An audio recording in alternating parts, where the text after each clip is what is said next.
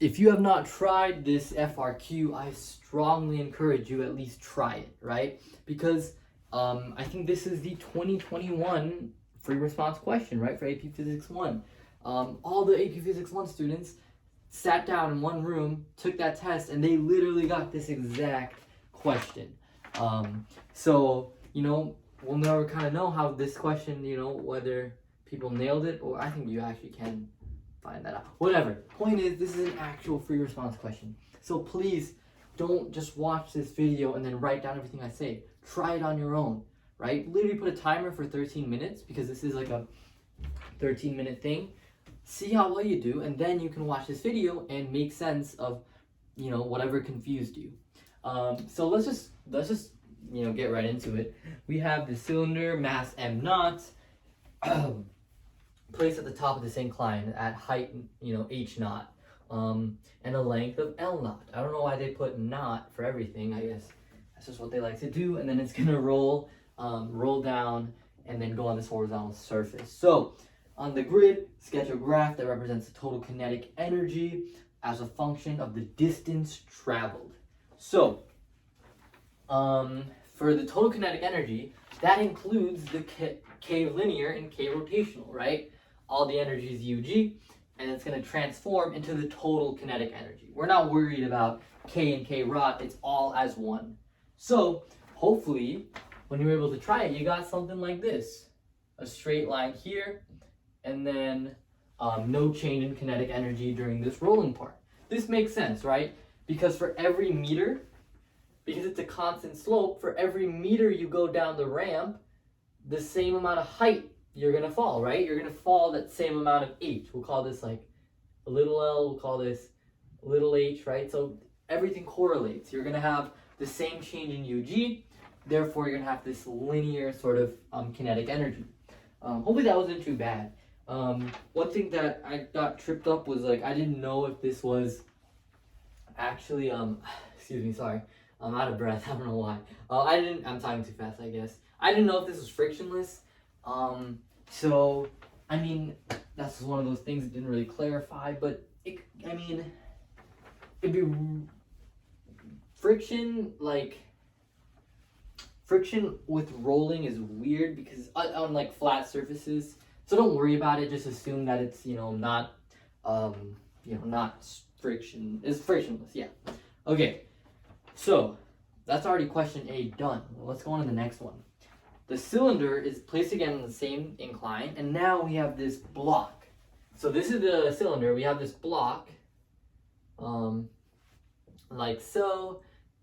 It has the same exact sort of setup, H naught, L naught, and it's still mass naught. And then it's gonna have, it's gonna be like a rough surface. Okay? And when they let go, they find that they both reach the bottom with the same speed. So the question is, explain why this is the case. Why do they have the same translational speed? So, this is a paragraph length response. That really means like 5 sentences. I think you can get this done in 5 sentences, nothing crazy. But here are some of the key things that the College Board was looking for. They have like every, you know, thing, what do you call it? Scoring guidelines. So this is what you got points for. You got 1 point if you mentioned that the UG initially was same for both of them. So if you said, hey, UG equals MGH, therefore for each object Earth system, they have the same UG, you got a point already. So there you go. I don't remember exactly what you got points for.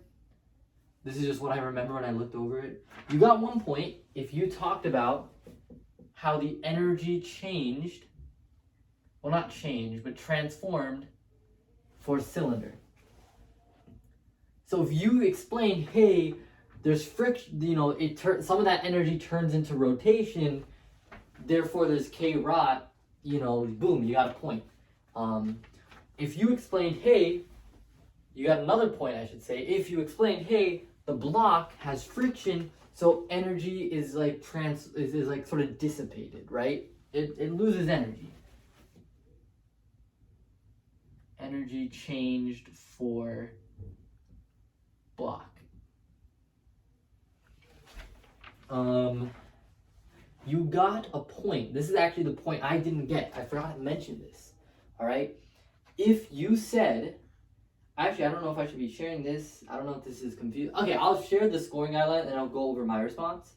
You got a point if you said, hey, the amount of K rotational it has at the end is equal to the energy lost by friction. So K, I'll just write this, like K rot equals, I don't know, work done by friction. I'll just say something like that, right? You got a point if you mentioned that, hey, I kind of just explained that. And I'll go over my response and say how I would add this if you're kind of confused what that means. The last point, I think, is just if, like, you wrote a paragraph. I don't know. I think as long as you structured like a paragraph, you got a point. I don't know. But these four are the main things in your argument you need. So here's my response.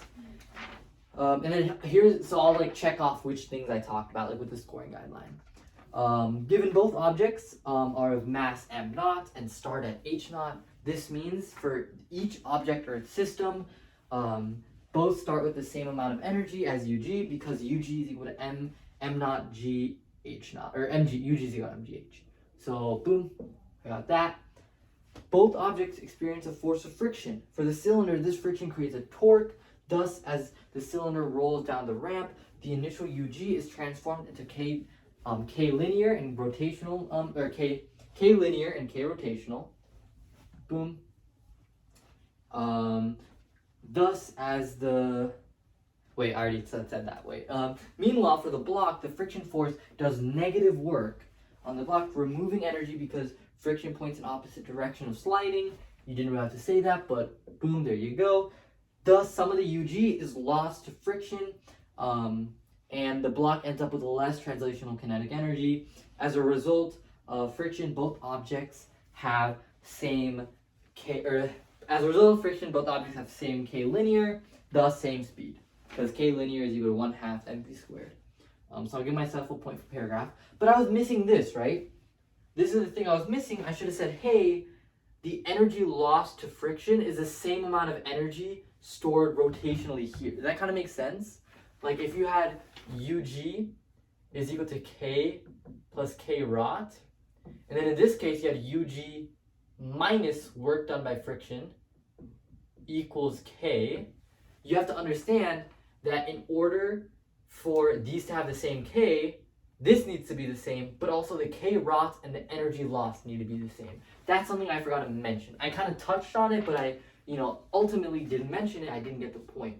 So just try to be clear, try to be cohesive, or coherent, whatever that means. It says in the prompt.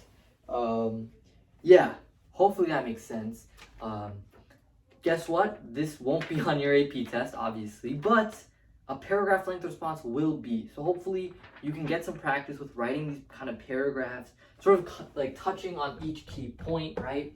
And try to just go through it logically. Like if you don't talk about all of these, you can't 100% say that they have the same K linear. I need to talk about they have the same UG. I need to talk about the energy turned into K and K rot and the energy turned into heat and K. And then I need to mention this work is equal to this K rot, right? All of these things I need to have in order for my argument to be right. So hopefully that makes sense. Thank you for watching. Eat a snack.